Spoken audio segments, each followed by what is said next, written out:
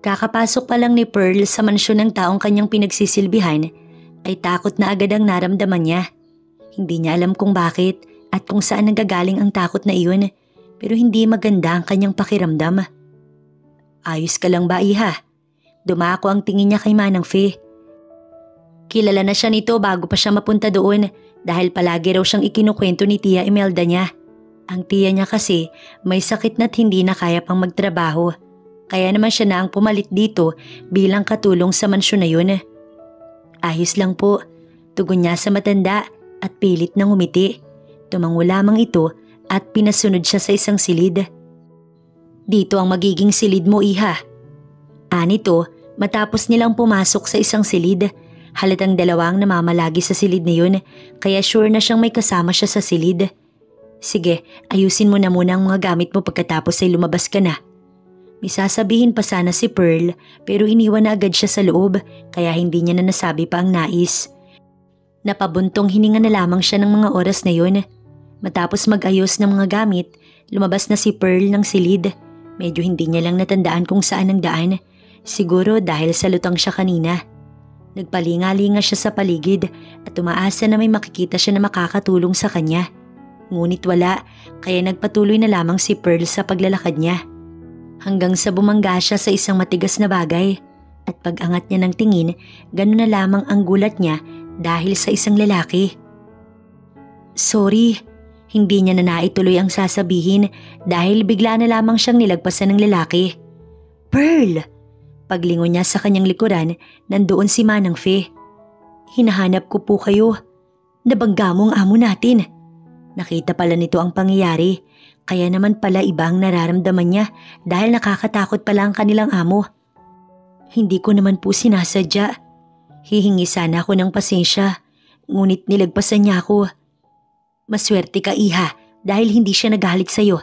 Sumama ka sa akin sa kusina, total ikaw ang makakatulong ko doon. Tumango lamang si Pearl at sumunod na. Bago sila magsimula sa trabaho, pinagsuot na muna siya nito ng damit para sa mga katulong. Inilibot na din siya nito sa kabuuan ng mansyon. Sa pagkakataong yun, natandaan na niya. Kanina kasi masyado daw itong natataranta at hindi alam ang gagawin, kaya naman hindi agad nasabi ang lahat sa kanya. Hindi naman dapat talaga doon ang kanyang trabaho. Isa siyang cashier sa isang department store. Pero dahil sa tiyahin niya, kinailangan niyang mag-iba. Isa pa, sabi ng tiyahin niya, mas malaki daw ang sweldo kaysa sa dati niyang pinagtatrabahuhan. Yun nga lang ay nakakatakot talaga. Ewan niya ba? Kakapanood niya siguro ng mga movies, kaya kung ano-ano na lang ang pumapasok sa kanyang isipan. Kinahapunan ay may naging bisita ang amo nila Pearl. Isang lalaki na tulad ng amo niya, maraming alalay. Simula pa lang ng usapan, mukha nang mainit. Katulong si Manang Fe ay dinalhan nila ng merienda ang mga ito. Puno ng takot niyang ibinaba ang dala sa mesa. Nakakatakot kasi talaga ang mga tao sa kanyang paligid. Parang bigla na lang mayroong hindi maganda na mangyayari. Matapos ang merienda ng mga ito, bumalik na sila ni Manang sa may kusina.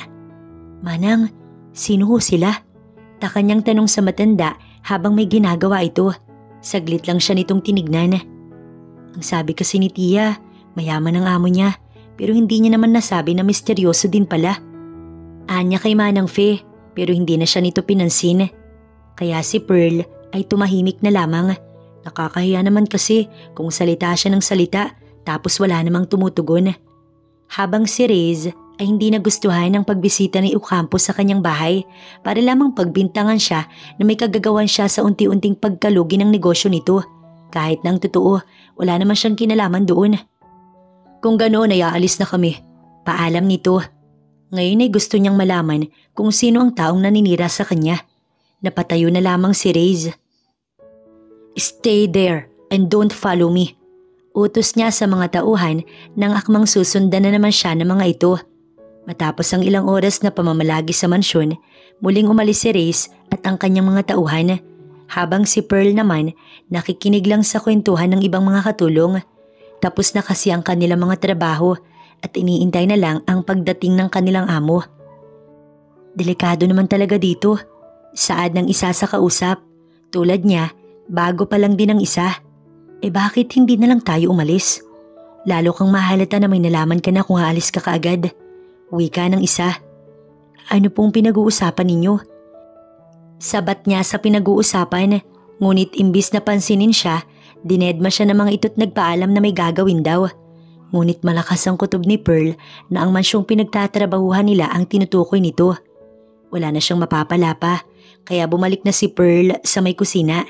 Hindi niya na binanggit pa kay Manang ang narinig niyang usapan dahil kung gagawin niya yon, tiyak na wala rin naman siya makukuhang sagot dito.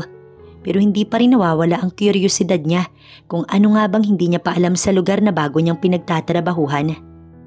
Naging maayos naman ang sumunod na araw ni Pearl sa mansyon. Laking pasasalamat niya pa na hindi nagtagpo ang landas nilang dalawa ng amo niyang si Reyes Montemayor. Isinearch niya rin sa internet ang pangalan nito at ang tanging lumalabas lamang ay successful businessman. Ngunit yun ba talaga ang totoo? Kasi parang hindi naman. Kaya nga sinusubukan niyang alamin ang lahat dahil ang isang taong tulad niya ay hindi natatahimik hanggat hindi nalalaman kung anong nais.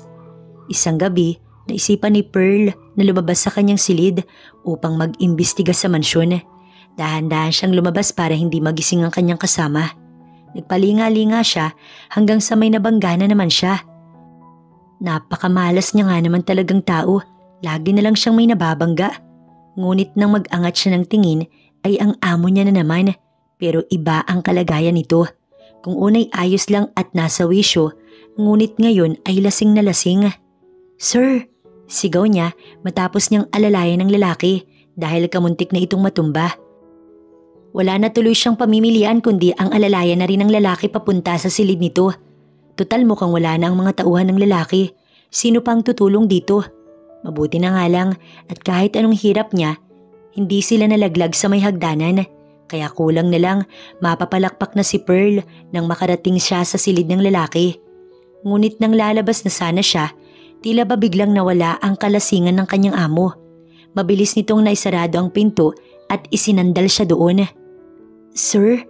nasabi na lang niya dahil sa takot. "I know you like me. You all like me." Anito't pinadaan ng tungkil ng ilong sa pisngi na nagdulot sa kanya ng ibang pakiramdam. "Sir, lalabas na po ako." "Not until we finish this." Mabilis siya nitong hinagkan sa labi. Halik na puno ng pag-angkin. Halik na halos hindi na siya makahinga. Matapos ang mapangahas na paghalik na ginawa nito sa kanya, sasampalin niya na ang lalaki. Kaso nga lang ay mabilis nitong nahawakan ng kamay niya at ipininid iyon sa kanyang ulunan. "Sir, hindi tama tong ginagawa niyo." Sa bawat pagkilos ng lalaki ay pagtutol naman ang ginagawa ni Pearl, ngunit hindi iyon gumagana hanggang sa, "Do you want me to kill you?" Tanong nito na nagdulot ng labis na takot sa kanya. Napailing-iling na lang si Pearl. Nagawa niya tuloy isuko na ang sarili sa lalaki dahil sa takot na nararamdaman niya. Tingin niya kasi kapag sinabi nito ay ginagawa at ayaw niya pang mawala sa mundo. Mahal niya ang kanyang buhay. Walang kapantay na sakit ang naramdaman ni Pearl matapos gawin ng amo niya ang bagay na iyon sa kanya. May tumulo ring luha mula sa gilid ng kanyang mga mata. Sinubukan niyang itulak ang lalaki, ngunit wala siyang laban dito. Kaya napapikit na lamang siya at dala na rin sa halik na binibigay ng lalaki ay nadala na si Pearl. Matapos siyang pagsawaan ng amo, nakatulog na ito. Dali-dali namang tumayo si Pearl upang magbihis kahit na sobrang nananakit ang katawan niya. Hindi pwedeng makita siya ng lalaki pagising nito. Umaasa siya na total lasing naman ng amo niya. Hindi na nito maaalala ang nangyari. Mabilis niyang dinampot ang kumot na nalagyan ng bahid ng kanyang dugo. Tsaka dali-daling lumabas ng silid sa takot na baka kung ano pa ang mangyari sa kanya. Kinabukasan ay sobrang sakit ng ulo ni Reyes nang siya ay magising. Saglit nitong inayos ang sarili tsaka bumaba na dahil tsak nang naghihintay na sa kanya ang mga tauhan. Napamura siya dahil sobrang sakit ng kanyang ulo. Habang ang isa sa mga tauhan nito hindi natakot na magsalita. "Lasing na lasing ka kagabi, boss. Pagkatapos ka nga naming ihatid ay nagpaiwan ka na kaya umuwi na kami." Anito at mabilis na yumuko. Habang si Pearl hindi makalabas ng silid nito dahil nananakit ang katawan niya. Agad naman iyong ipinaalam ng kasama niya kay Manang Fe. Sumugod tuloy agad sa silid niya ang matanda. Tinignan nito ang kanyang temperatura at sobrang init nga daw niya. Ano bang ginawa mo? Hindi ka naman lumalabas para maulanan. Puno ng pagtataka na saad nito. Napaiwas na lang tuloy siya ng tingin. Paano kung sabihin niya kasi nawala na ang virginity niya dahil sa kanilang amo? Baka sa isang iglap, mapalayas agad siya doon kapag ganun. Sige, sasabihin ko na lang kay sir. Huwag ka rin munang magtatrabaho at dadalhan ka na lamang namin ng pagkain. May sasabihin pa nga sana si Pearl, ngunit mabilis na nakaalis si Manang Fe. Kaya napabuntong hininga na lang siya. Kung hindi naman dahil sa takot, hindi siya bibigay Kaso lang kinilangan niya na talaga. Ginawa na ni Pearl ang lahat para makalimutan ang nangyari. Ngunit sa bawat pagpikit ng kanyang mga mata ay yun ang kanyang nakikita. Hindi niya na malaman kung anong gagawin.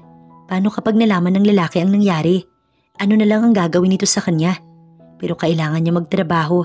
Kung wala siyang trabaho, hindi niya magagawa ang buhay ng sarili at ang pamilyang umaasa sa kanya. Lalo na ang tiyan niyang may sakit pa. Pearl? Napabalik sa wisyo si Pearl dahil kay Manang Fe. Bakit po Manang? Kanyang tanong sabay ayos ng sarili. Gusto ng kape ni Sir Reyes, mabuti pa ikaw nang magdala sa kanya. Po, bakit po ako? Mahina ang boses na tanong niya. May ginagawa ako iha, kaya hindi ako pwede. Ang ibang mga kasama natin ay may kanya-kanya ring gawain. Wala naman ako iuutos sa'yo sa kusina. Napabuntong hininga na lamang si Pearl. Sinunod niya si Manang kung anong klaseng kape ba ang nais ng amo. Ngunit dahil sa labis na kalutangan ay nakalimutan niya iyong lagyan ng asukal.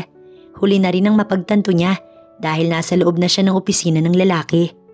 Aatras pa lang sana siya pero natuon na agad ang atensyon nito sa kanya. Wala tuloy siyang choice kundi ang tumuloy na lang ng mga oras na iyon. Dahan-dahan niyang inilapag ang tasa na may lamang kape sa mesa. Agad siyang tumalikod at palabas na sana pero stay there. Natigil tuloy siya sa paghakbang at napipilitan na humarap. Tinikman ng amo niya ang kape at gano'n na lamang ang takot niya nang pabagsak nitong inilapag sa mesa ang baso na may lamang kape. Halatang hindi nito nagustuhan. I'm sorry sir, nakalimutan ko pong lagyan ng sugar. Aniya habang nayuyuko.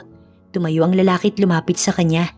Hinawakan nito ang baba ni Pearl para mapatingin siya rito at magtama ang mga mata nila. Get me another coffee.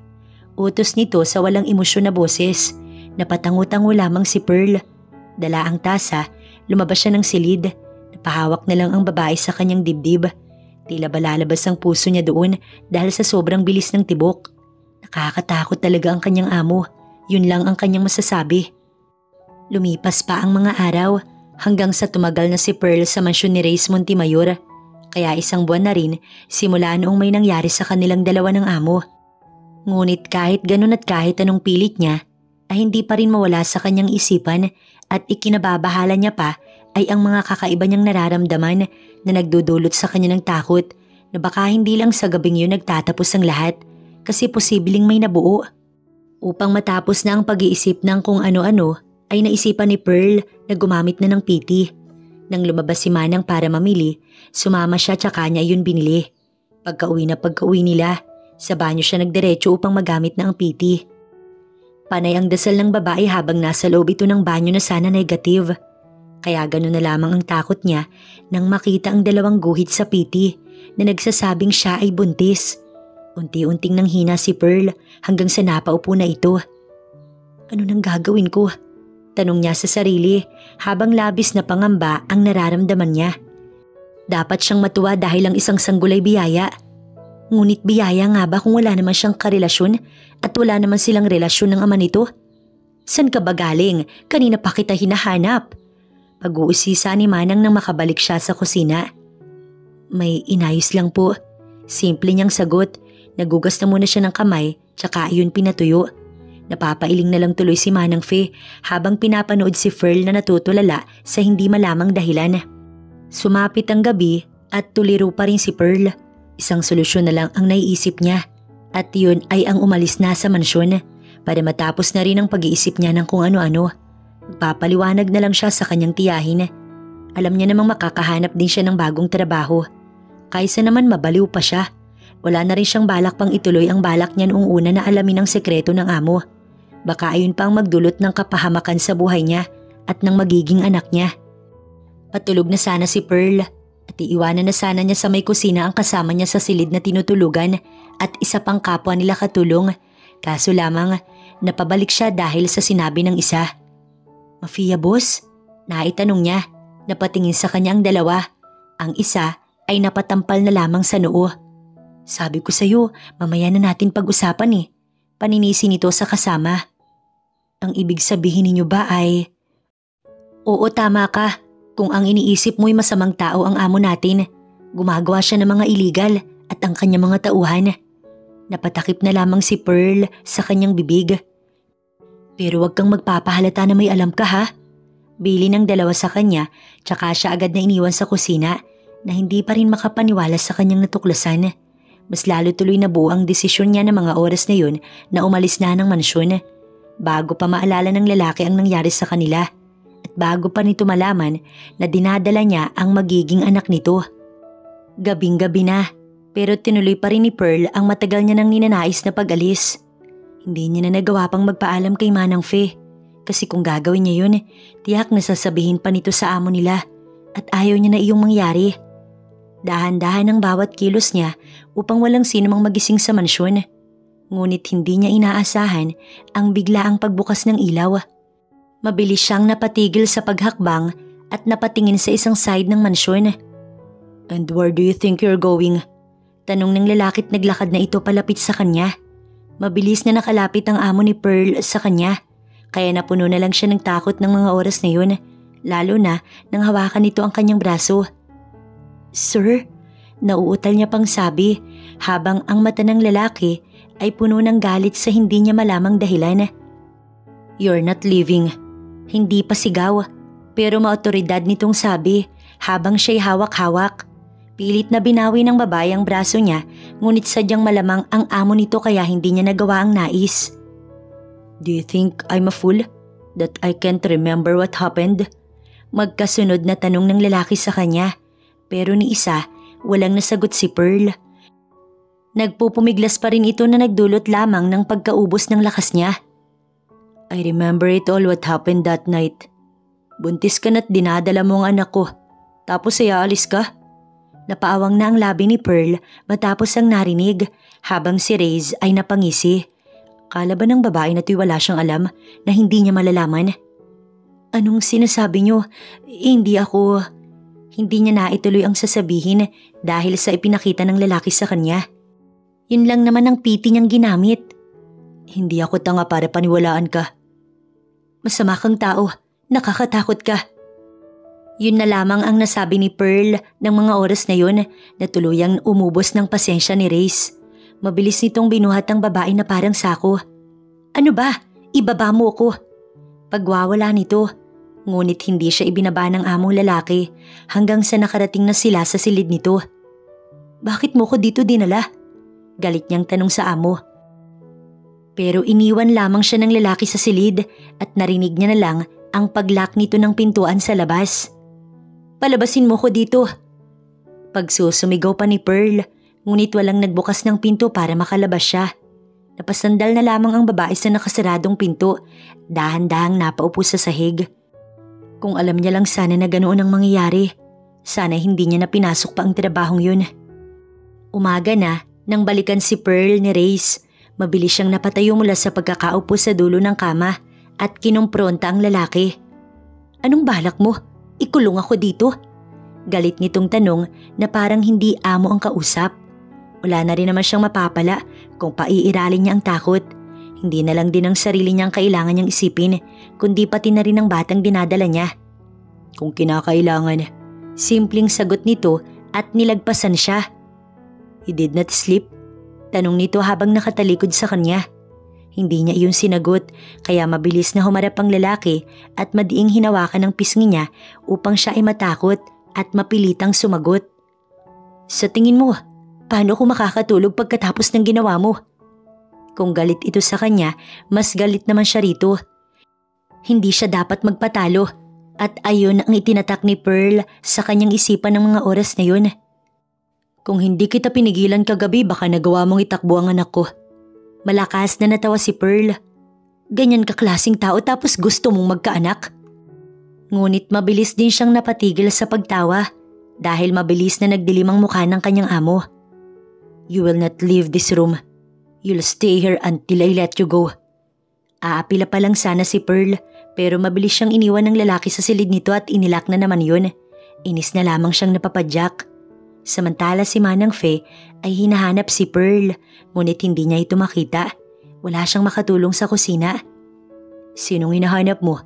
Halos atakihin sa gulat ang matanda sa biglaang pagsulpot ng amo. Si Pearl po. Stop finding her. Hindi siya nawawala." Simple niyang tugon at tinungo na ang mga tauhan habang si Manang Fe naiwan na napapakamot sa kanyang batok kaya niya nga hinahanap kasi nawawala tapos ganun ang sasabihin. Saglit na nakipag-usap si Ray sa mga tauhan pero habang nagsasalita ay may mabilis na napansin ng mga ito sa kanya. Ngunit isa lamang ang naglakas loob na tanungin siya. "Mukhang masaya ka ata, boss." Si Arman na kanyang pinagkakatiwalaan. "Dahil meron ng babaeng nagdadala ng anak ko." Mabilis niyang tugon, nagkatinginan ng mga ito tsaka napapalakpak. "Nice yan, boss. May uhubugin ka na para maging tagapagmana mo ng posisyon." Si Arman na parang mas masaya pa para sa kanya. "Pero sino, boss?" Taka nitong tanong na ikinangisi niya lamang. Matapos makipag-usap kila Arman, tinungo niya na si Manang Fe para utusang dalhan ng pagkain si Pearl sa kanyang silid. "Ngunit nandito kayo kaya sinong dadalhan ko sa kwarto niyo?" Naguguluhang tanong ni Manang Fe sa kanya. "Alam kong kilala mo siya, Manang, pero oras na patakasin mo siya, papatayin kita." Banta niya sa matanda kaya napalunok na lamang ito tsaka napatango-tango at sinunod ang kanyang ipinag-uutos. Hindi nakakalabas sa silid na kinalalagyan niya si Pearl. Dinadalhan lamang siya ni Manang Fe o ng ibang katulong ng pagkain doon. Mayroon na rin siya mga damit kaya doon na rin siya nagbibihis dahil may banyo rin naman. Habang patagal siya ng patagal sa loob, lalo siyang nabuburyong. Lalo pat hindi naman siya sanay na walang ginagawa. Wala rin siyang nakakausap. Sinong kakausapin niya? Pader? Hindi rin tao ang pader kundi isang bagay. "Manang," nakaramdam ng si Pearl matapos pumasok ang matanda. Inilapag nito sa may tabi ng kama ang daladalang tray na may lamang agahan. "Manang, tulungan niyo po ako makaalis dito." Pakiusap niya sa matanda. Tinignan lamang siya nito. Ilang beses na siyang nakikiusap, ngunit ayaw nitong pumayag. Pero ng mga oras na yun, umaasa siyang magbabago ang isip nito. "Iha, kailangan ako ng mga anak ko. Paano na lang sila kapag maaga akong nawala? Papatayin ako ng amo natin sa sandaling tulungan kita, kaya pasensya ka na." Tsaka siya dagling iniwan. Napahilot na lang si Pearl sa kanyang sintido. Si Manang ay ayaw siyang tulungan. Ang iba pa kayang katulong? Kung wala siyang batang dinadala, hindi talaga siya kakain. Ngunit naisip niya ang batang nasa kanyang sinapupunan, kaya walang choice kundi galawin ang pagkain na dinala sa kanya. Naubos niya ang dinala sa kanya ni Manang. Habang si Reyes ay kaagad na tinanong si Manang matapos nitong makababa. "Kumain ba?" "Opo." Umuo na lamang si Manang dahil alam niyang mawawala ng choice si Pearl kundi kainin ang dala niyang pagkain. Tumango lamang ang amo nito at pinabalik na siya sa kanyang trabaho. Sa totoo lang ay gusto nitong tulungan ng dalaga. Kaso nga lang ay sa sandaling gawin niya yun, siya naman ang mapapahamak. Maraming may kailangan sa kanya kaya kailangan niyang mag-ingat. Naniniwala naman ang matanda na hindi magagawang saktan ng amo si Pearl dahil dinadala ng babae ang anak nito. Pagsapit ng hapon ay si Reyes naman ang nagdala ng merienda kay Pearl. Ang natutulog na babae ang kanyang naabutan. Alam ng lalaki sa sarili niya na maganda ang dalaga. Ang tanging ikinaiinis niya dito ay ang pagkakaroon nito ng matigas na ulo na kung hindi pa tatakutin, hindi pa susunod. Paalis na sana siya at iiwan na lang ang merienda, ngunit nagmulat ng mata ang babae. "Anong ginagawa mo dito?" "It's my room." Simple niyang sagot. "Pwede bang palabasin mo na ako dito? Hindi ka ba marunong maawa?" "Oo nga pala, sa itsura mo palang na yan, mukha nang hindi." Makukumbinsi na sana si Reyes na palabasin na doon ang dalaga. Kaso'y dinagdagan pa nito kaya mabilis na nagbago ang kanyang isip. "Take care of yourself. You're carrying my child." Tanging biling niya sa babae. Aalis na sana pero si Pearl marami pang gustong sabihin. Kapag hindi mo kinayaang makalabas dito, talagang mawawala ang anak mo. Banta nito sa kanya, ngunit hindi niya nanilingon pa ang babae. Naiwan na lang tuloy si Pearl na napapapadyak sa inis. Gusto niyang ipagbatuhan ng mga gamit, kaso nga lang mahihirapan ang mga mag-aayos kung sakali, kaya pinakalma niya na lamang ang sarili. Ngayon masasabi niyang wala talagang puso ang lalaki. Hindi na alam pa ni Pearl kung paano siya nakatulog ng gabing yun, gayong tulad ng ibang gabi ay may sama siya ng loob. Siguro dahil kailangan, hindi nga lang pala ang sarili ang kailangan niyang alagaan. Kinabukasan ay nagising na lamang siya dahil sa boses na may pagsigaw. Pagmulat niya ng mata, nakita niya si Reyes na nasa loob pala ng silid. May kausap ito sa cellphone, ngunit hindi niya nga lang alam kung sino. Kill them all. Walang kagatul-gatol na sabi nito sa kausap. Ganyan ka ba kawalang puso?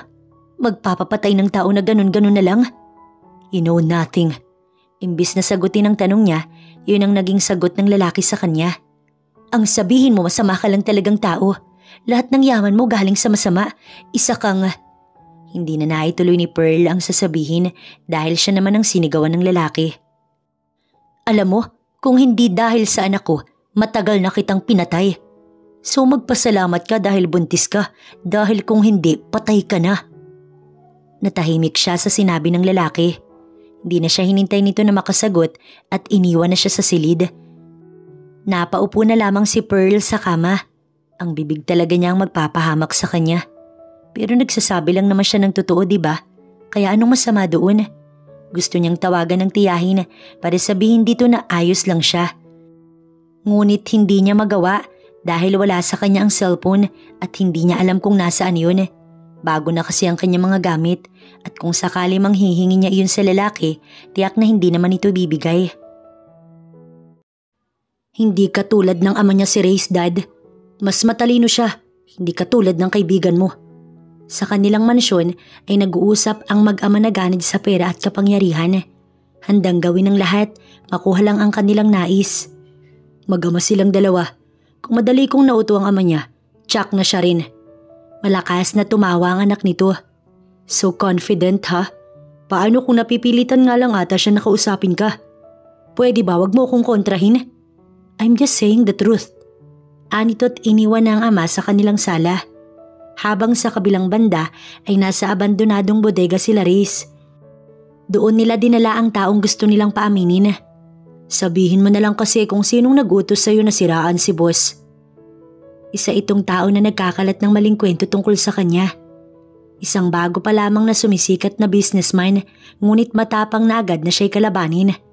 Hindi ko sasabihin. Pagtanggi nito't umiling-iling pa, kaya naman sa inis niya, tinutukan niya ito ng baril sa ulo. Kung gano'n ay mamamatay ka. Panay pa rin ang pagiling nito. Tuluyan na tuloy siyang nawalan ng pasensya at binaril ang braso nito. Sumigaw sa sakit ang lalaki, pero tumalikod siya at hindi na ito pinansin. Kasama ang ilang mga tauhan ay tuluyan na siyang umalis habang ang mga naiwan ay nasisiguro niyang alam na ang gagawin.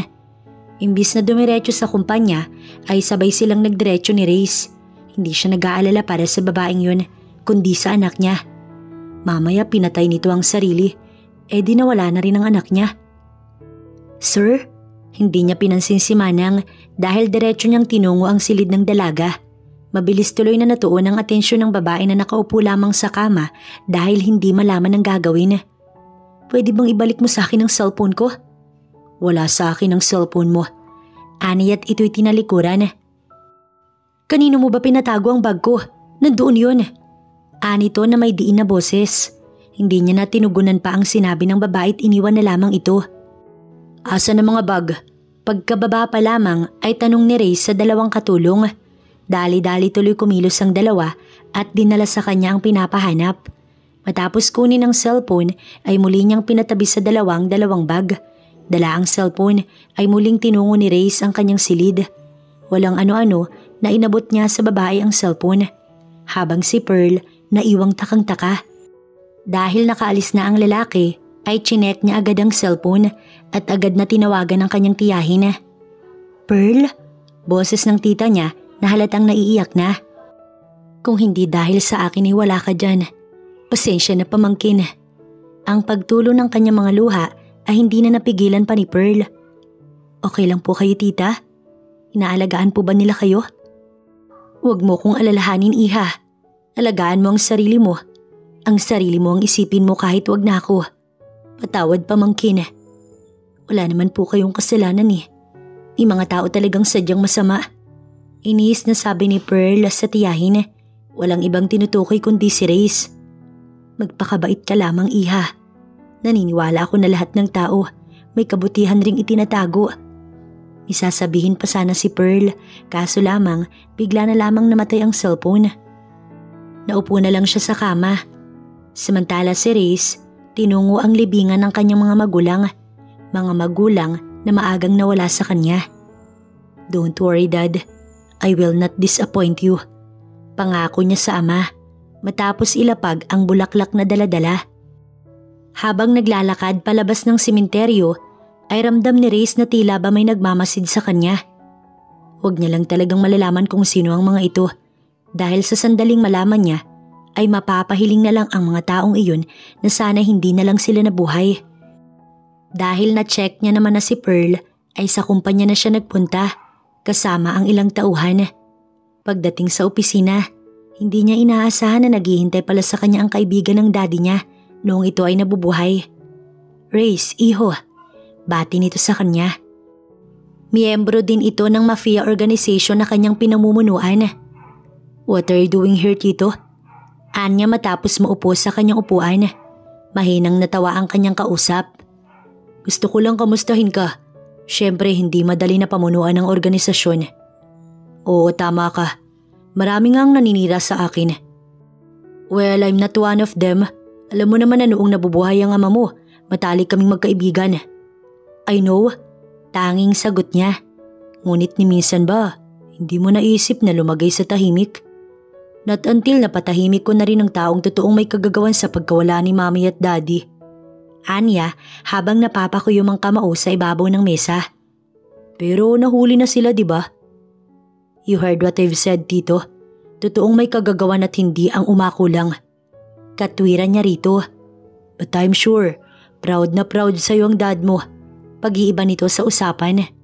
I know, at hindi ko siya bibiguin. What? May nabuntis na ang gagong yun? Galit na tanong nito sa kausap. Yes, boss. At itinatago niya sa mansyon niya. Tugon ng tauhan na nautusan nito.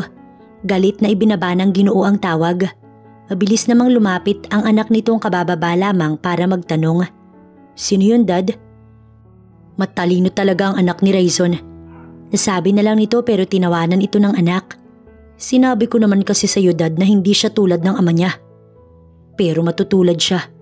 Mamamatay din siya tulad nila. Napailing-iling na lamang ang anak nito. Pero ang Ginoo ay sobra-sobra na ang kagustuhan na mawala na si Reyes upang siya na ang pumalit at mamuno sa organisasyong matagal niya nang gustong mapasa kanya. Reyes, iho, hindi porke mafia ang daddy mo, magiging ganun ka na lang din. Marami silang naiwang yaman sa iyo, iho. Umalis ka na sa organisasyon na yan. Natatakot kami para sa iyo. Baka matulad ka lamang sa kanila na maagang nawala dahil sa mundong yan. Nasa opisina niya si Reyes at doon siya pilit na kinukumbinsi ng tita Ana niya na magbagong buhay, ang kapatid ng kanyang daddy. Kapag ginawa ko yun ay binigo ko na rin si Dad. Isa pa hindi pa nakukulong ang nagpapatay sa kanila ni Ma'am. Ano bang sinasabi mo? Nahuli na pati ang pumatay. Inis na sabi ng tiyahin nito pero hindi na ito pinansin pa ni Reyes. Napa-walk out na lamang tuloy ang kanyang tita. Habang si Reyes naupo naman sa kanyang swivel chair. Ayaw niyang biguin ang kanyang daddy. Lingid sa kaalaman ni Reyes na pinagpaplanuhan na ang pagsugod sa mansyon niya kung saan nandoon si Pearl na hindi malaman kung bakit hindi siya mapakali. Pakiwari niya, may masamang mangyayari anumang oras. Pauwi na sana si Reyes, kaso lang ay biglang nagkaroon ng meeting. Hindi niya naman pwedeng i-cancel iyon dahil masyadong importante at baka may masabi pa sa kanya. Isa pa'y marami siyang tauhan sa kanyang mansyon kaya wala siyang dapat ikabahala. Abala si Manang Fez sa pagluluto ng tanghalian nang bigla siyang makarinig ng sigawan. Sino kayo? Ano ginagawa niyo dito? Tanong ng matanda sa mga lalaking nakabonet. Tinutukan siya nito ng baril, sabay utos na lumabas siya ng kusina. Sumunod ang matanda. Gusto niya pang mabuhay ng matagal. Pero ano nga ba ang pakay ng mga lalaki? Manang! Manang! Nagsisigaw si Pearl sa loob ng silid kung saan siya nakakulong. Narinig niya kasi ang sigawan sa baba at gusto niyang malaman kung anong nangyayari. Sisigaw sana siya ulit nang biglang bumukas ang pintuan at pumasok ang isang lalaki na sa pagkakatanda niya ay isa sa mga tauhan ni Reyes. Anong nangyayari sa baba? Huwag ka na magtanong pa, sumama ka na sa akin. Sabay hawak nito sa kanya.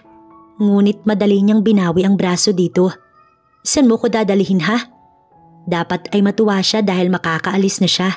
Ngunit ewan ba niya, wala siyang tiwala sa lalaki. Tara na, may mga armadong lalaki sa baba na kalaban ni boss at kailangan na kitang itakas. Pasigaw nitong sabi sa kanya. Napasunod na lamang tuloy siya. Sa isang sekretong daan sila dumaan ng lalaki. Paano sila manang? Tanong niya rito habang kasalukuyan silang tumatakas. Huwag mo na silang alalahanin. Anito habang hawak-hawak ang braso niya ngunit hindi naman madiin. Maya-maya pa'y nakarinig na ng putok ng baril si Pearl. Ano yun? Balikan natin sila. Tulungan natin sila. Anya sa lalaki. Ngunit hindi siya nito pinakinggan hanggang sa tuluyan na silang nakarating sa sasakyan nito. Sakay. Utos nito sa kanya pero hindi kumikilos si Pearl. Sumakay ka na. Ang kaligtasan mo ang pinaka-importante dito. Wala na tuloy siyang pamimilian kundi ang sumakay na lang. Samantalang si Reyes ay nakatanggap na ng tawag mula sa isa sa mga tauhan niya na sinugod ang kanyang mansyon. Ang tauhan na ito ay nakatakas lamang. Natalo silang mga tauhan ni Reyes dahil masyadong marami ang sumalakay sa mansyon. Si Pearl, naitanong agad ni Reyes ngunit walang naisagot sa kanya ang tauhan. Kaya napamura na lamang ang lalaki at kasama ang mga tauhan na kasama niya pa, umalis na sila ng kumpanya. Kulang na lang, utusan ng lalaki ang driver niya na paliparin ang kotse. Makarating lang sila sa pupuntahan. Nang nasa tapat na ng mansyon, dali-daling bumaba si Reyes. Dugo ang mga tao ang naabutan niya sa loob ng mansyon. Wala na sila Manang Fe at ang kanyang mga katulong. Wala nang humihinga pa sa mga ito. Ngunit ang inaalala niya ay si Pearl. Nasaan na siya?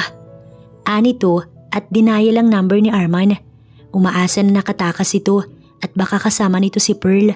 Ngunit wala, hindi sumasagot ang tauhan. Kaya napamura na lamang si Reyes. Alam niya't nararamdaman niya na ang nag-utos na sugudin ng mansyon niya ay ang dahilan kung bakit wala na ang kanyang magulang. Pero si Pearl, nasa na kaya ito? Kinuha din ba ng kanyang mga kalaban? Nang mga oras na yun ay hindi niya na malaman ang gagawin. Baka kung ano nang nangyari sa babae. Mas naging malinaw kay Pearl ang mundo ng mafia. Talaga namang nakakatakot at ayaw niyang ganoong buhay ang kagisna ng kanyang anak. Kaya naman habang kasama niya ang tauhan ni Reyes ay doon siya nag-isip ng paraan kung paano muling makakamit ang kanyang kalayaan. Dito na muna tayo. Papaalam ko muna kay boss na kasama na kita. Ani Arman at iniwan muna siya. Nasa isang bahay sila na hindi niya alam kung sino ang may-ari. Naglibot si Pearl sa bahay kung saan siya pwedeng lumabas. Ngunit wala dahil nakalak ang lahat ng pwede niyang labasan. Tanging ang pintuan lang sa harapan ng pupwede. Dahil abala naman sa pakikipag-usap si Arman, sinubukan niyang tumakas. Teka, saan ka pupunta? Yun nga lang ay mabilis siyang nahabol ng lalaki at napigilan. Aalis na ako. Ito na ang chance para makatakas ako kaya pwede ba hayaan mo na ako? Sigaw niya sa lalaki pero imbis na hayaan siya, hinawakan lang siya nito at pilit na ipinasok sa loob ng bahay. Dito ka lang, hindi ka pwedeng umalis. Marami na akong kasalanan kay Reyes kaya ayoko nang dagdagan pa. Anito at sa muling paglabas, inilak siya sa loob ng bahay. Napasigaw na lamang sa inis si Pearl.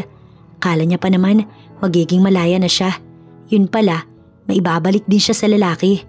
Nang makatanggap ng tawag si Reyes mula kay Arman ay agad niya iyong sinagot. Kasama mo ba siya? Yes boss.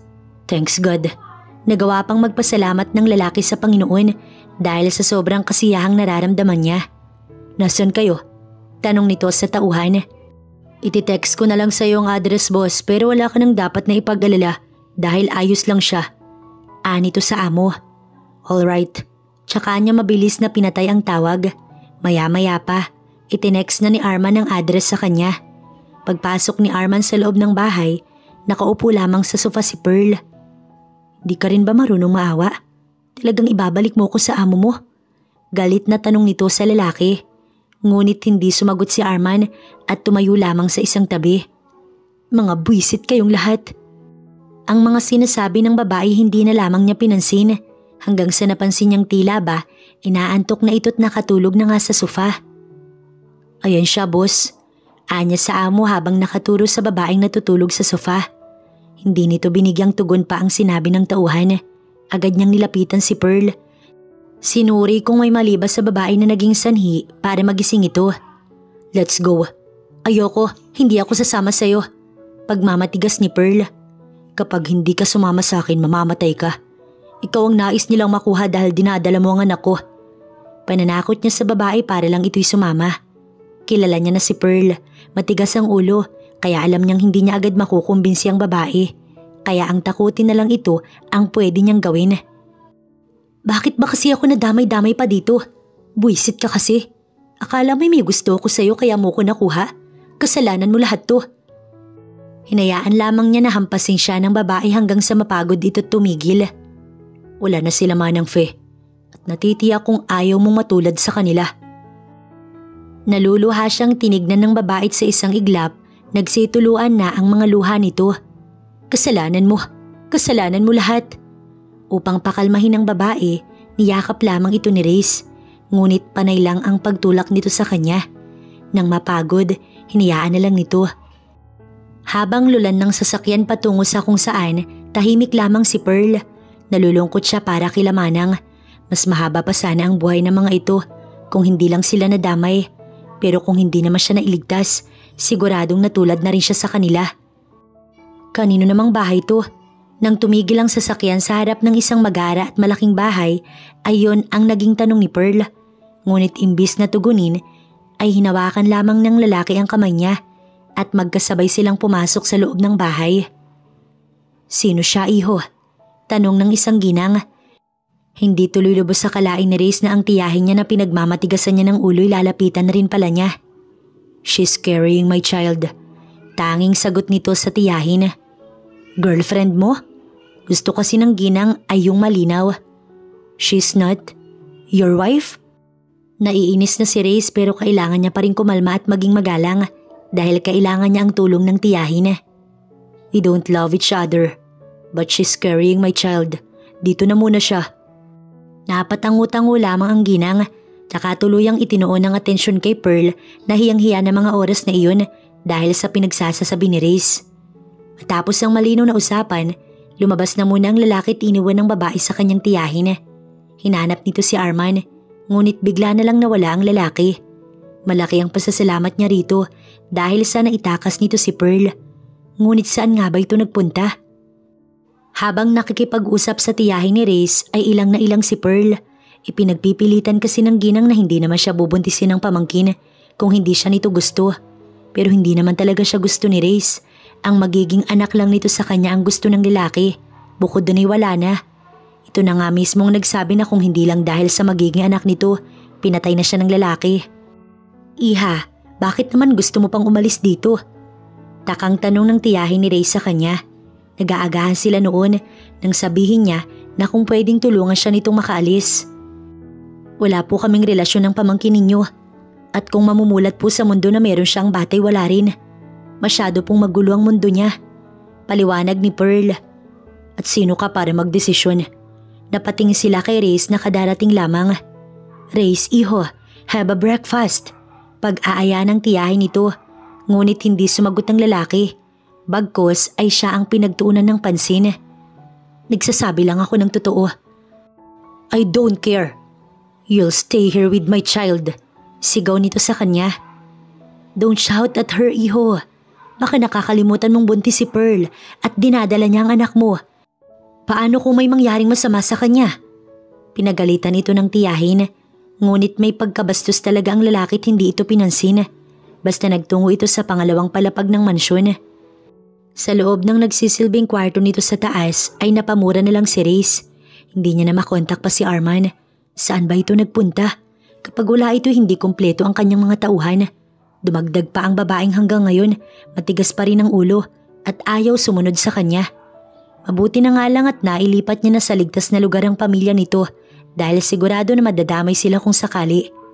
Ang mga tauhan niya ay nagbabantay lamang sa labas ng bahay ng kanyang tita. Hindi pa tapos ang lahat at alam niya yun. Hindi basta natatapos ang lahat, lalo't buhay pa siya at ang magiging tagapagmana niya. Kaya nga inis na inis siya kay Pearl na imbis na sumunod na lang, nagmamatigas pa. Habang si Pearl, itinuon na lamang ang oras sa pagbabasa. Ang tiyan niya'y unti-unti na ring lumalaki, kaya nga hindi na siya masyadong pinapakilos. Yun na lang tuloy ang tanging magagawa niya. Matapos ang saglit na pagbibigay ng oras sa sarili para mag-isip, bumaba na si Reyes. Naabutan niya si Pearl na nagbabasa ng libro. Napansin naman siya nito pero hindi pa rin tumigil sa pagbabasa. Hinayaan niya lang yun kaysa makipagtalo pa dito. Alam niya naman na pareho lang na wala silang pagtingin sa isa't isa. Kinahaponan, pag-uwi ng asawa ng tita ni Reyes kasamang isa sa anak ng mag-asawa, ay may dalang pasalubong ang dalawa para kay Pearl. Here, anito sa babae, isang box ng ensaymada na galing sa isang sikat na bake shop. Salamat, nauutal pang sabi ni Pearl. Mabuti pa ang pinsan ni Reyes, ay mabait, samantalang ito hindi at mukhang hindi na magiging mabait pa. Para sa'yo lahat yan, nabanggit kasi ni Mami na gusto mo daw yan, kaya binili ko para sa'yo. Napangiti na lang si Pearl, ang labas tuloy ay ito pa ang bumili ng cravings niya, imbis na yung isa. Masaya niyang kinain ng dalang tinapay ni Allen. Gustong gusto niya kasi talaga yun. Yun nga lang ay natigil siya sa pagkain nang bigla na lamang may epal na dumating. Who gave that to you? Dahil abala sa pagkain, hindi niya nasagot ang tanong ng lalaki. At sa inis naman ito, bigla na lamang kinuha ang kanyang kinakain. Ano bang problema mo? Galit niyang tanong rito. It has too much sugar, which is not better for you. Bakit? Uubusin ko ba lahat? Tingin mo ganun ako katakaw? Ikaw nga walang ginagawa kundi ang magdulot ng stress sa akin. Tsaka siya napawalk out na lamang habang si Reyes naiwan na napapahilot sa sentido. Bro, napatingin siya sa pinanggalingan ng boses. Medyo nagulat pa nga siya. Nakauwi na pala ang kanyang pinsan mula sa ibang bansa. Sa bagay hindi sila ganoon ka-close ni Allen para sabihan pa siya nito. Oo nga pala, nabanggit kasi ni Mami na gusto ng girlfriend mo ng ensaymada. So binili ko siya para naman sumaya siya. Kakaiba talaga ang mga buntis. Napapailing nitong sabi. Sa sinabi ng pinsan, napamura na lang si Reyes. Tsaka ito dali-daling umalis. Habang ang pinsan ng lalaki ay napakibit balikat na lamang dahil hindi alam kung anong nangyayari. Kasama ang ilang tauhan niya ay nagtungo si Reyes sa isang sikat na bake shop para lang bumili ng nasabing tinapay.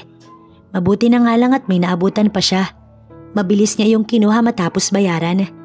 Pagkabalik sa mansyon, tinungo niya agad ang silid ni Pearl. Nakalaki yun kaya hindi siya makapasok. Napilitan tuloy siya na hingin ng susi sa kanyang tiyahin para makapasok lamang. For sure, hindi rin naman siya pagbubuksan ng dalaga. Anong ginagawa mo dito? Inis na tanong ng babae sa kanya na may kasamang masamang pagtingin. Eat this. Anya pagkaabot ng isang box ng ensaymada na siya mismo ang bumili. Siguro hindi niya lang maamin sa sarili niya kanina na gusto niyang kainin ito ay syempre yung galing naman sa kanya. Hindi ba sabi mo sa akin masama sa akin yan dahil maraming sugar? Kaya ikaw na lang ang kumain yan. Anito't humiga na sa kama. Kainin mo to bago pa ako mawala ng pasensya. Napabangon si Pearl dahil sa kanyang sinabi.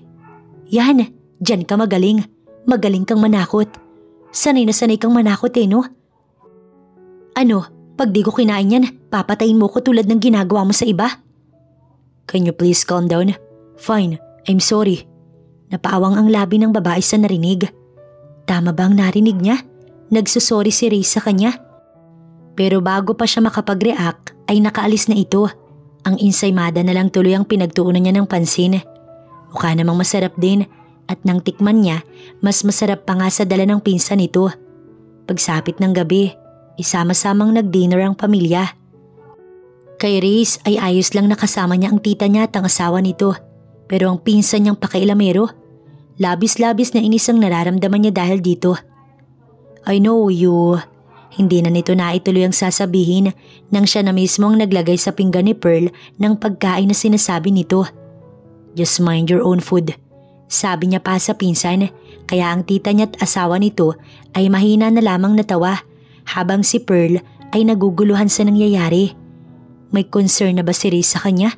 O sadyang nakikipagkumpetensya lang ito sa pinsan? Kasi gano'n naman sa mundo nito. Matapos kumain ay umalis na sa hapag si Pearl. May isa namang maid na umalalay sa kanya. Nang makarating sila sa silid niya ay pinabalik niya ang maid at siya'y naiwan. Isasarado niya na sana ang pinto kaso'y bigla namang dumating si Reyes. Here, inumin mo to. Anito matapos iabot sa kanya ang isang baso na may lamang gatas. Ikaw ba ang... Bastos talaga ang lalaki dahil bigla na lamang siyang iniwan. Hindi pa nga siya tapos magsalita. Pero maya-maya pa'y napangiti na lang si Pearl. May ganun rin pala itong side. Hindi, ginagawa niya lang yun para sa anak na dinadala, hindi para sa'yo. Paalala niya pa sa sarili bago ipinikit ang mga mata para matulog. Nagising si Pearl ng madaling araw. Nakaramdam siya ng pagkauhaw kaya bumaba siya upang uminom ng tubig. Bakit ba naman kasi nakalimutan niyang magdala sa silid niya upang hindi niya na kailangan pang bumaba? Nakakailang hakbang pa lang si Pearl sa hagdan pero nakarinig na agad siya ng boses na tila ba umiiyak. Parang gusto niya tuloy umatras. Baka mamaya'y may multo na doon at tinatakot siya. Pero wala siyang mapapala kung paiiralin niya ang takot kaya itinuloy niya ang pagbaba niya. Doon niya nakakumpirma na wala palang multo kundi si Reyes. Si Reyes umiiyak? Parang hindi ka panipaniwala ang kanyang nakikita. Kulang na lang kusutin niya ang mga mata. Upang hindi maabala ang lalaki sa pagmumoment nito, dahan-dahan ang pagkilos na ginawa ni Pearl. Ngunit wala pa rin talaga. Nahalata pa rin siya nito. Where are you going? Nakatuon na ang atensyon sa kanya habang hawak-hawak ang isang bote na may lamang alak na kulang na lang laklakin na nito. Nauuhaw kasi ako kaya malamang iinom. Kala niya'y baliwala na siya sa lalaki kaya nagulat na lamang ang babae nang sundan siya nito. Hindi mo ko kailangan na samahan. Anya rito pero hindi siya nito pinansin hanggang sa nakarating na sila sa kusina. Habang umiinom ng tubig ay pinapanood niya lang si Reyes na tahimik lang at mukhang may malalim na iniisip. Babalik na nga sana siya sa kanyang silid pero pinigilan siya nito. Please stay. I just need someone to talk to. Konti na lang talaga. Iisipin na ni Pearl na iba ang kanyang kausap. Paano ba naman noong nagsorry sa kanya tapos ngayon nagsasabi na ng please? Kulang na lang noong mga unang pag-uusap nila. Tapusin na nito ang kanyang buhay. Ano bang gusto mong pag-usapan? Kung sasabihin mo na hayaan mo na akong umalis, di papayag na ako. Anya sa mapagbirong boses kaya napailing na lang ang lalaki. Mukhang mas matino pa ito kapag lasing kaysa kapag nasa tamang wisyo. I don't know what to do with my life anymore. Natahimik si Pearl. Hindi niya alam kung paano bibigyang tugon ng sinabi ng lalaki. Alangang sabihin niya na sumuko na lang sa mga pulis at aminin ang mga kasalanang ginawa nito. Alam mo, tumigil ka na lang sa mga ginagawa mong masama. Anya rito. Matagal silang nagkatitigan ng lalaki. Nangako ko sa dad ko na bago siya mawala na kapag nasa akin na ang posisyon niya. Walang sino mang makakaagaw nito. Paliwanag nito sa kanya. Napakamot na lamang tuloy ang babae sa ulo. At papanindigan mo yun kahit hindi ka naman masaya. Kasi mayaman ka naman na at hindi mo na kailangan yung mafia-mafia na yan. Mas maganda yung mayroong tahimik at masayang buhay kaysa magulo at kapahamakan lang ang dala. You may go back to your room. Utos nito sa kanya. At syempre bilang isang masunuring nilalang, sinunod niya ang lalaki. Pagkarating sa silid, napapaisip tuloy siya. Wala naman sigurong masamang gagawin sa sarili ang lalaki, no? Kinabukasan, maagang nagising si Pearl. Hindi niya alam kung bakit si Reyes agad ang kanyang hinanap. Ngunit sabi ng tita nito, maaga daw na umalis ang lalaki. Huwag mong sabihin na nai-inlove ka na sa pamangkin ko. Mabilis na nagkaila si Pearl.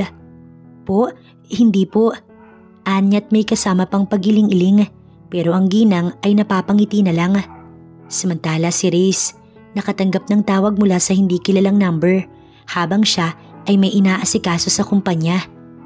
Boss, Sa boses pa lang nito, halatang pinahihirapan. Para kasing hirap na hirap magsalita ang lalaki. Ngunit kahit ganoon, nakilala niya pa rin kung sino. "Arman, nasan ka?" tanong niya sa tauhan. "Sorry boss, patawad sa lahat-lahat." Parang ayaw niya na itong pagsalitain pa dahil nahihirapan lang naman ang lalaki. Ngunit tila ba, may nagtutulak sa lalaki na patuloy lang siyang kausapin. "Nasan ka? Pupuntahan kita." Pagalit na ang tono ng kanyang boses. "Gusto mo bang makuha ang tauhan mo?" Maya-maya ay iba na ang kanyang kausap. "Who the fuck are you?" Gumamit kasi ng pangpaiba ng boses kaya hindi niya makilala. "Mamaya malalaman mo kung sino ko. Bilisan mo, baka hindi mo na maabutan pang buhay ang tauhan mo." Anito sabay tawa at pagkatapos nun, nawala na ang kanyang kausap. Napamura na lang si Riz. Kasama ang mga tauhan, bumalik muna siya saglit sa bahay ng kanyang tiyahin upang magpaalam sa mga ito. "No matter what happens, tita, take care of her." Bili nito sa tiyahin. "Teka, saan ka ba pupunta?" Naguguluhang tanong ng kanyang tiyahin. "Bro, huwag mo ipapahamak ang sarili mo. Kawawa ang magiging anak mo kapag nawalan siya ng ama." Ang pinsan niya namang si Allen ang nagsalita. Matapos ang saglit na pag-uusap ay muling umalis ang lalaki kasama ang tauhan. Napapadasal na lang tuloy ang tita ni Riz. Kaya nang bumaba na si Pearl ay takang-taka ito kung anong nangyayari sa tita ni Riz. "Bakit po kayo nagdadasal?" Umalis si Riz. "At ang sabi tatapusin niya na ang lahat. Nag-aalala ko sa pamangkin ko." Tila ba maiiyak nitong Saad. "Nagawa ka rin niyang ibilin sa amin." Hindi alam ni Pearl kung bakit bigla na lamang siyang nakaramdam ng sakit sa kanyang dibdib. Dapat ay matuwa siya dahil kung sakaling mawala ang lalaki, tiyak na makakalaya na siya at makakabalik na sa dati niyang buhay. Ngunit kahit anong gawin niya, hindi niya yun maramdaman ng mga oras na yun. Bagkus ay sinamahan niya pang magdasal ang tiyahin ni Riz na sana maging maayos lang ang lalaki, ang ama ng ipinagbubuntis niya. "Tito?" Hindi makapaniwalang sabi ni Riz, ang Tito Alfonso niya. Ito ba ang kanyang hinahanap? Ngunit paano nitong nagawa yun? Paano nito nagawang ipapatay ang sariling kaibigan at ang mami niya? "Nagulat ka ba, iho? He did not expect this." Malakas na tumawa ang Ginoo. "Tulad ng ama mo'y wala ka rin kalam-alam kung sino ang tumatraidor sa'yo. Tulad niya'y tanga ka rin at masyadong mapagtiwala." "Where's Arman?" Galit niyang tanong. Ang pinakapake niya talaga ay ang mailigtas si Arman. Sunod na lamang ang patayin ng walang yang si Alfonso. Maya-maya pa inilabas na ng isa ng mga tauhan nito si Arman. "Sorry boss, patawad." Malakas na pagtawa ulit ang ginawa ni Alfonso. "Ang galing naman Arman. Humihingi ka na ng tawad dahil mamaya hindi mo na magagawa yan. Pero bago ang lahat, bakit hindi mo muna ikwento ang lahat sa alaga mo? Kung paano mo tinraidor ang mga magulang niya?" Hindi makapaniwalang tinignan sa mata ni Ray si Arman. Kahit na mas matanda ito sa kanya, ay nasanay na siyang tawagin itong Arman. Ang nauna pa nga nitong pinagsilbihan ay ang kanyang daddy. "Ako ang pumatay sa mga magulang mo. Maaga kang naulila ng dahil sa akin. Sinunod ko ang utos ni Alfonso dahil hawak niya noon ang anak ko." Pag-amin nito, hindi agad siya nakapagbigay ng reaksyon. Kaya malakas na tawa na naman ang narinig niya mula kay Alfonso. "Narinig mo yun? Ako ang hinahanap mo. At tama ka nga, ang nakakulong ngayon ay inako lang ang kasalanan ko dahil nandito pa rin ako sa labas. Kawawa naman ang daddy mo na namatay na hindi nalalaman na bago pa lang siyang mamatay, tinatraidor ko na siya." Minura niya ang lalaki pero tumawa lang ulit ito. "Sa tingin mo ba mananalo ka ang mga tauhan mo sa akin? Wala kang laban. Dito ka na mamamatay at sa akin na mapupunta ang pamumuno sa organisasyon. Mawawala na ng tatay ang magiging anak mo." Mabilis na nagkaputukan ng dalawang panig dahil sa matagal din siyang hinubog at sinanay ng daddy niya noong bata. Maraming napatumbang tauhan ni Alfonso si Riz. Wala ding bala na tumama sa kanya. Hanggang sa ang magagaling niya na lang na tauhan, siya si Arman at Alfonso ang natira. Ang lahat ay patay na. Maging ang anak ni Alfonso na nandoon at nakisali wala na rin. Ngunit si Arman ay hawak ni Alfonso. Sinubukan niyang barilin ng lalaki, Ngunit wala na pala itong bala kaya tinawanan lamang siya ng lalaki. Pagkatapos nito'y magbagong buhay ka na, iho. Maging masaya ka kasama ng mag-ina mo. Buwagin mo ang samahan at mamuhay ka ng payapa. Bili ni Arman sa kanya bago ito nanlaban kay Alfonso. Ngunit nabaril nito si Arman. Tsaka nito pabagsak na binitiwan ng lalaki na sumusuka ng dugo. Labis-labis ang pagsisisi niya na sana hindi niya agad dinubos ang kanyang bala. At dahil wala nang hawak pang Arman si Alfonso, tinadtad niya ito ng bala. Kaya ito ang sunod na bumagsak sa simento at sumuka ng dugo. Mabilis niyang nilapitan si Arman. Patawad. Nagawa pa nitong hawakan ng damit niya.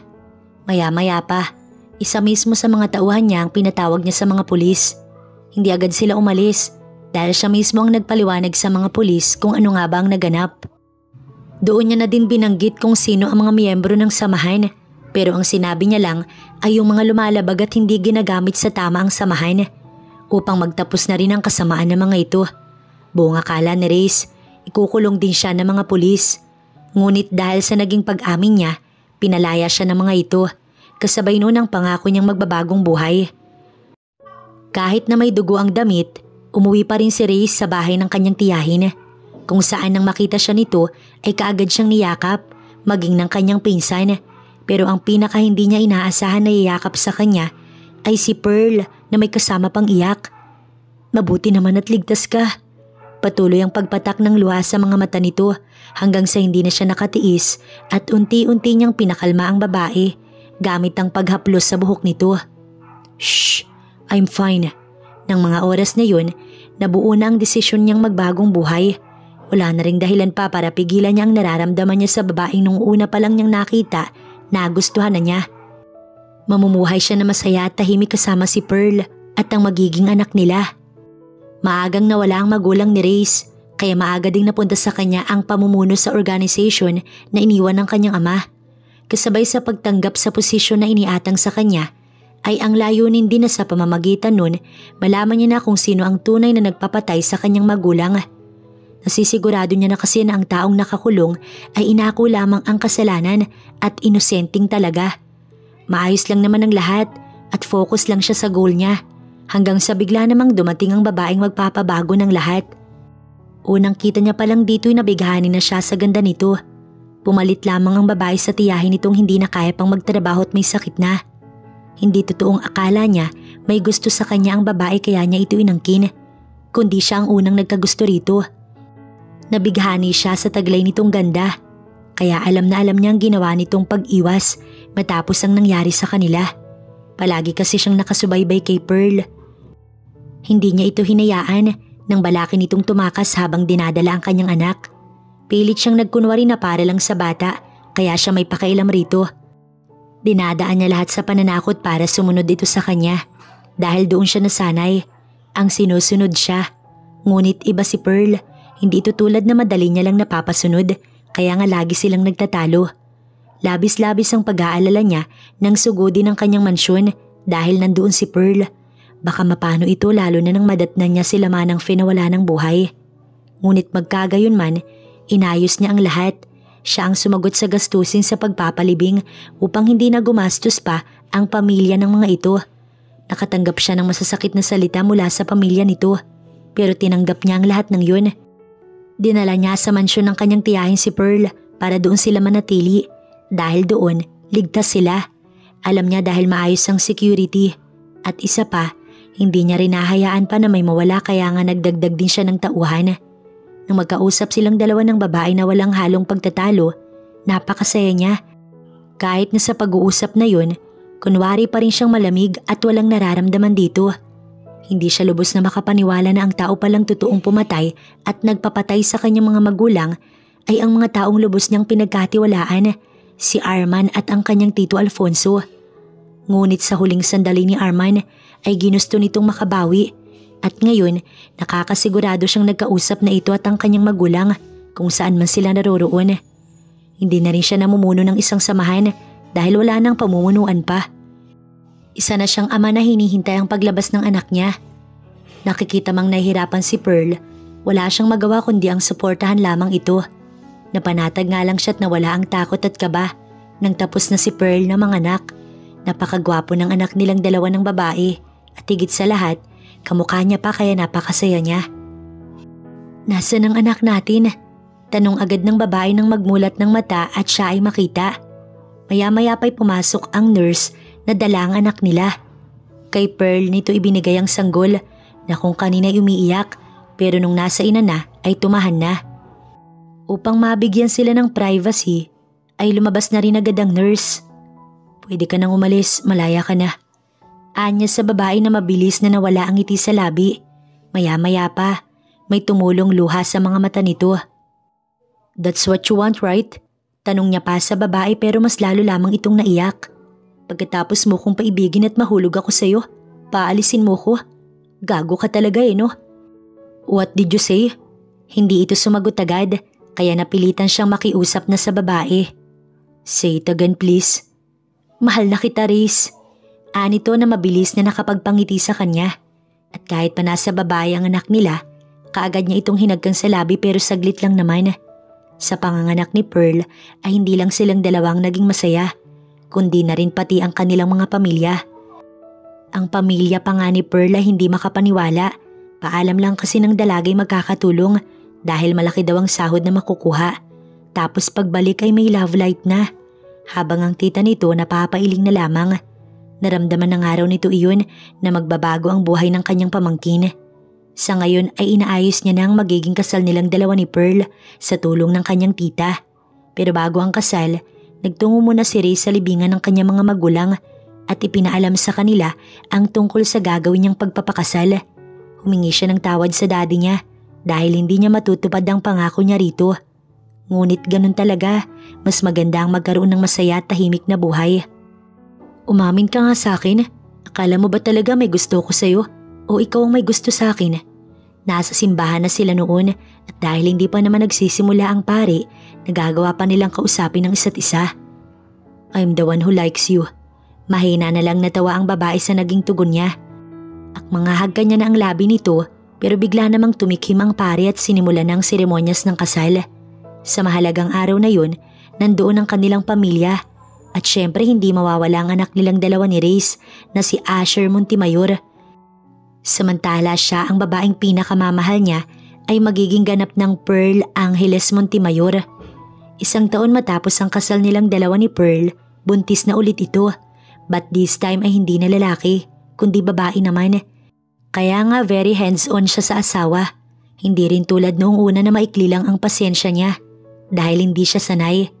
Ngayon ay sobrang haba na at lahat talaga ng gustuhin ni Pearl ay ibinibigay niya. Ang asawa na ang kanyang buhay at ang anak nilang si Asher at ang magiging anak pa.